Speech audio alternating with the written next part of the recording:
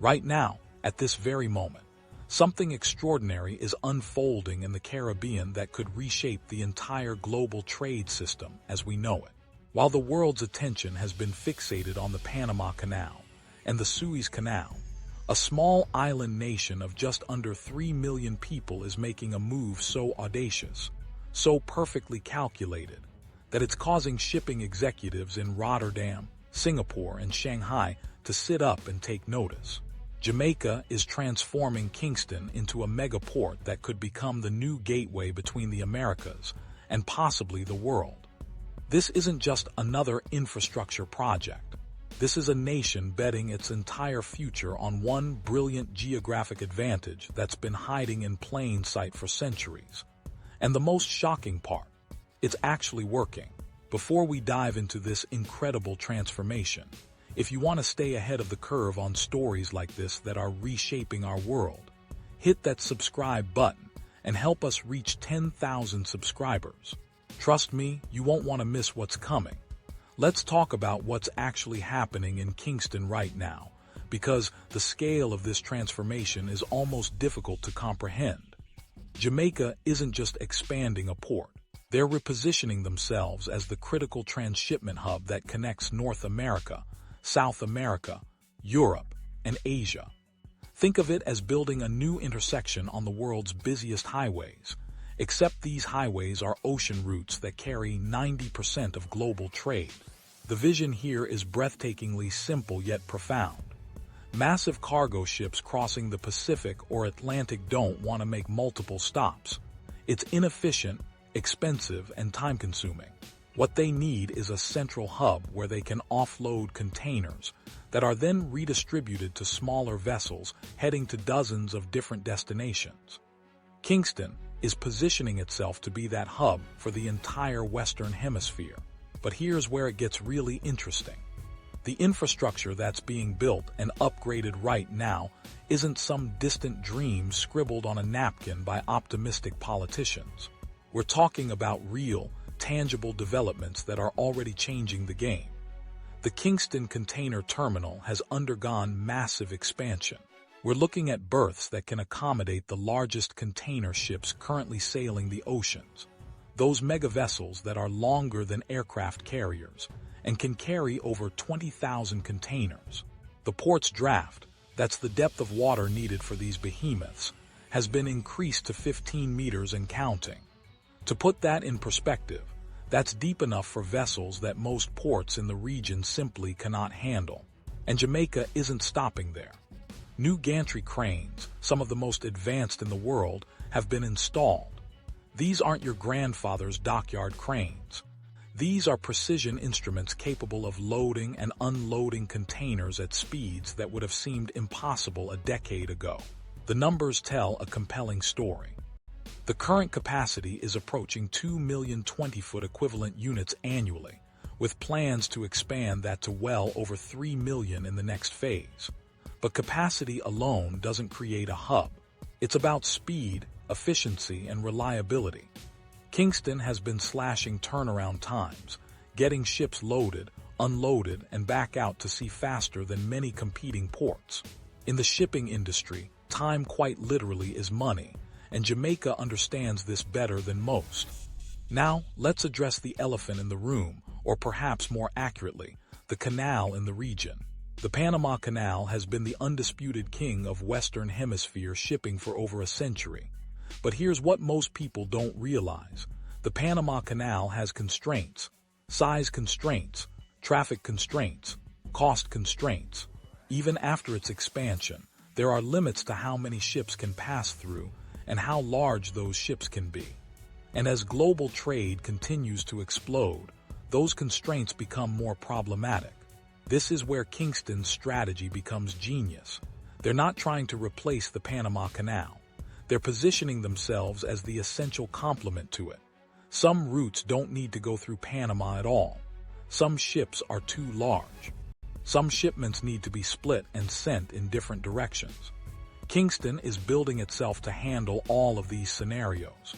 It's becoming the flexible, efficient alternative that the modern shipping industry desperately needs. And there's something else happening that makes this even more intriguing. The global logistics landscape is in flux like never before. Supply chains that seemed permanent are being reimagined. Companies are looking for redundancy, for alternatives, for options that can weather geopolitical storms and climate challenges. Jamaica is positioning itself as that option, that safe bet in an uncertain world. The concept of a new Silk Road isn't just poetic language. The original Silk Road connected east and west, facilitating not just trade but cultural exchange, innovation, and prosperity for the regions it touched. Jamaica envisions its megaport serving a similar function for the modern era. Container ships from Asia can offload in Kingston, and their cargo can be distributed throughout the Americas with unprecedented efficiency. Goods from South America can be consolidated in Kingston for shipment to North America and Europe. It's a hub-and-spoke model that's proven successful in aviation, and now it's being perfected for maritime trade. What makes this particularly fascinating is the timing. As nearshoring and friendshoring become the new buzzwords in global manufacturing, having a central distribution point in the Americas becomes even more valuable. Companies moving production closer to their end markets need efficient logistics infrastructure. Kingston is betting that they'll be the answer to that need. So why Kingston? Why Jamaica? Why now? The answer lies in a combination of geography, history, and timing that's almost too perfect to be coincidence. Let's start with the geography, because this is where Jamaica holds cards that simply cannot be replicated.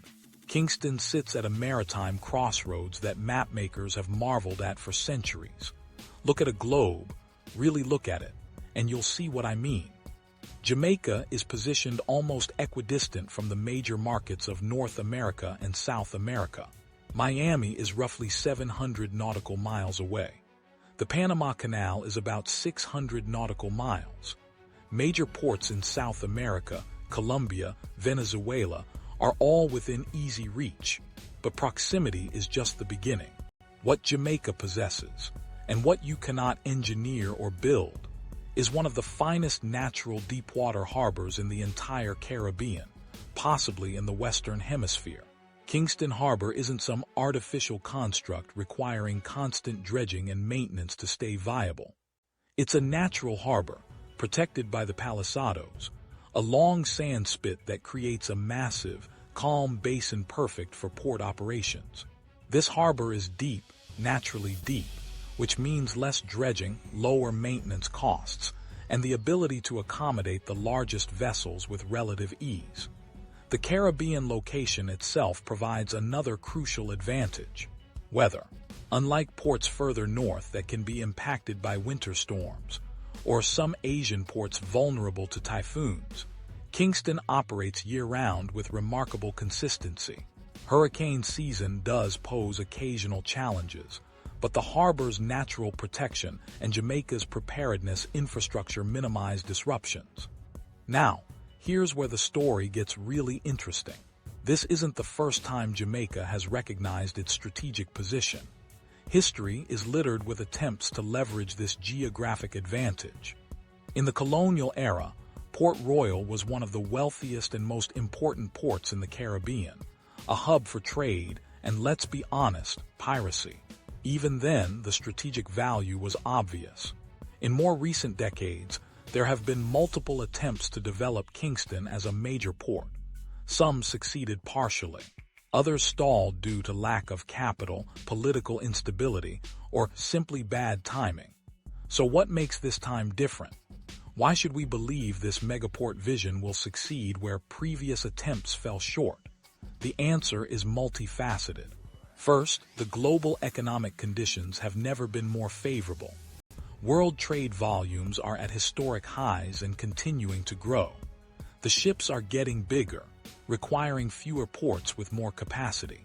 The old model of many medium-sized ports is giving way to a new model of mega hubs and regional distribution centers. Jamaica is riding this wave rather than fighting against it. Second, the capital is there. This isn't a government going it alone and hoping for the best. We're seeing major international port operators investing serious money in Kingston. These are companies that operate ports worldwide, companies with decades of experience, companies that don't invest billions of dollars on hunches. They invest based on rigorous analysis and clear return on investment projections. Their presence in Kingston validates the entire strategy. Third, Jamaica has learned from the past. The country has implemented economic policies specifically designed to attract and retain the kind of long-term investment that a megaport requires.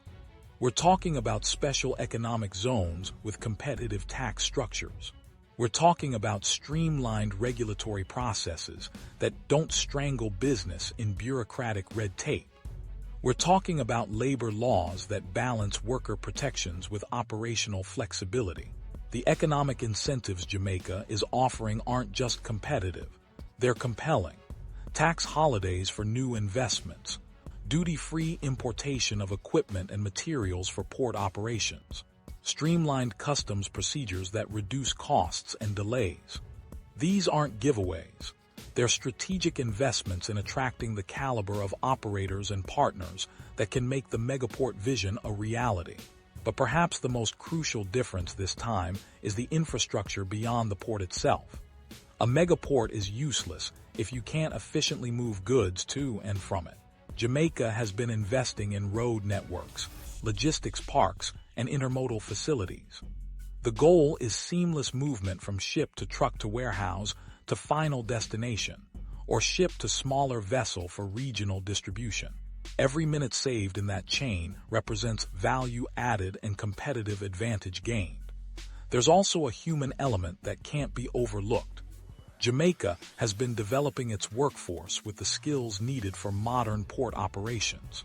This isn't just about longshoremen loading and unloading cargo. Modern ports require IT specialists, logistics coordinators, maintenance technicians, and supply chain managers. Educational institutions and training programs have been aligned with these needs, creating a pipeline of skilled workers who can support the megaport's operations and growth. The strategic location becomes even more valuable when you consider the geopolitical landscape. The Caribbean has always been an area of interest for major global powers, and that interest is only intensifying. Having a world-class port in a stable, English-speaking democracy with strong legal institutions and respect for contracts makes Jamaica an attractive partner for international businesses looking for reliability in an uncertain world. Now, as transformative as this megaport project is, we'd be doing you a disservice if we didn't address the very real challenges and controversies that come with a development of this magnitude. Because nothing this ambitious happens without complications, concerns, and difficult questions that need honest answers. Let's start with the environmental impact, because this is where the rubber really meets the road, or perhaps more accurately, where the dredge meets the seabed.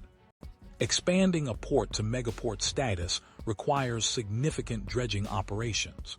You're removing sediment, deepening channels, potentially altering currents and water flows that have existed for millennia.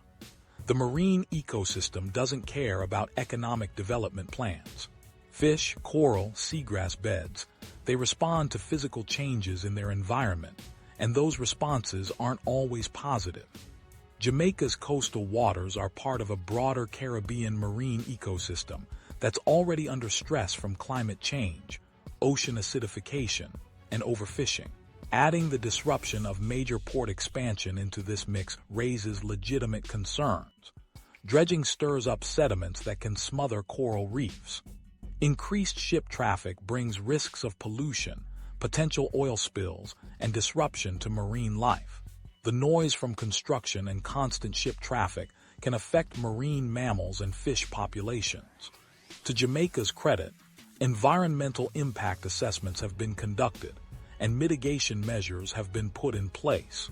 We're talking about dredging techniques designed to minimize sediment dispersal, monitoring programs to track water quality and marine life health, compensation measures including marine protected areas and reef restoration projects. The question isn't whether these measures exist, but whether they're sufficient and whether they'll be rigorously enforced as economic pressures mount. There's also the issue of coastal resilience. The Caribbean is on the front lines of climate change. Sea level rise, increasingly powerful hurricanes, changing weather patterns, these aren't distant theoretical concerns. They're happening now. Building massive port infrastructure in this environment requires not just addressing current conditions but anticipating future ones. Are the facilities being built to withstand Category 5 hurricanes? Are sea level rise projections being factored into long-term planning? These are questions that don't have simple answers. Then we have the social implications.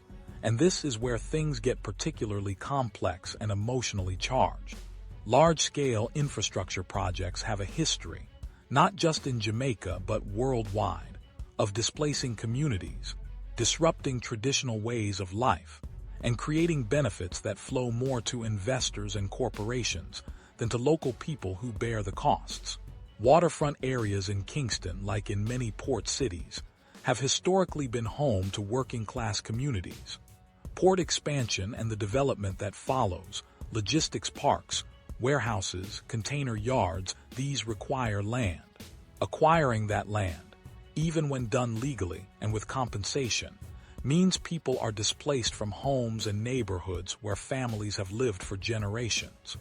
And let's be clear about what displacement really means. It's not just moving to a new house. It's the disruption of social networks, increased commuting times to jobs, children changing schools, the loss of community identity. There's also the specter of gentrification. As the port succeeds and brings economic growth, property values in Kingston will rise. That sounds positive, and for property owners it is.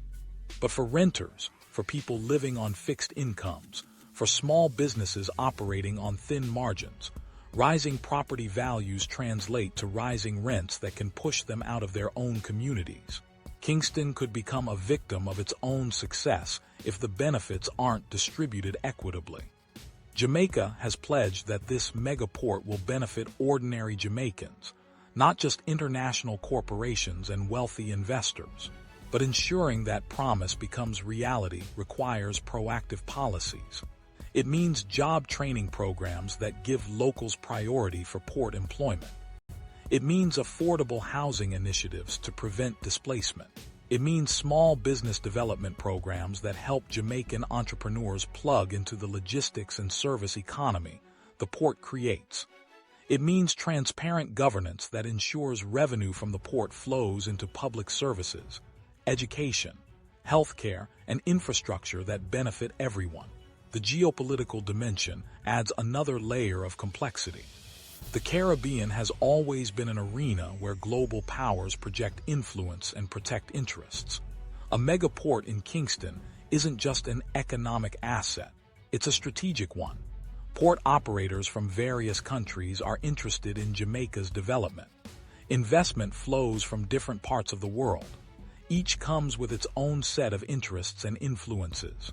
For Jamaica, navigating this geopolitical chess game requires careful diplomacy. The country needs foreign investment to make the megaport a reality, but it also needs to maintain sovereignty and ensure that outside powers don't gain undue influence over critical national infrastructure. It's a delicate balance, one that requires strong institutions, clear regulations, and unwavering commitment to national interest above all else. There are also regional sensitivities. Other Caribbean nations have their own port ambitions. As Kingston rises, it potentially draws cargo and investment that might otherwise go to ports in Trinidad, the Bahamas, or other islands. Regional cooperation and ensuring that Kingston's success lifts the broader Caribbean region rather than creating winners and losers will be crucial for long-term political stability and economic integration. But let's shift our focus now to what could be the most exciting part of this entire story: the economic transformation that extends far beyond the docks themselves. Because a megaport isn't just about ships and containers. It's a catalyst, an engine that can drive diversification and prosperity throughout an entire economy. Let's start with the most immediate and visible impact: job creation. And we're not just talking about jobs at the port itself, though those are significant. A megaport operation requires thousands of workers. Crane operators, longshoremen, maintenance technicians, security personnel, administrative staff, logistics coordinators, customs officials, the list goes on. These are good jobs, skilled jobs, jobs that pay middle-class wages and provide pathways for career advancement. But here's where the ripple effect really begins to show its power. For every direct job created at the port, estimates suggest multiple indirect jobs are created in related industries. Trucking companies need drivers to move containers to and from the port. Warehousing and distribution centers spring up to store and manage goods flowing through Kingston. Freight forwarders, customs brokers, shipping agents, all of these service providers see increased demand. The manufacturing sector stands to benefit enormously.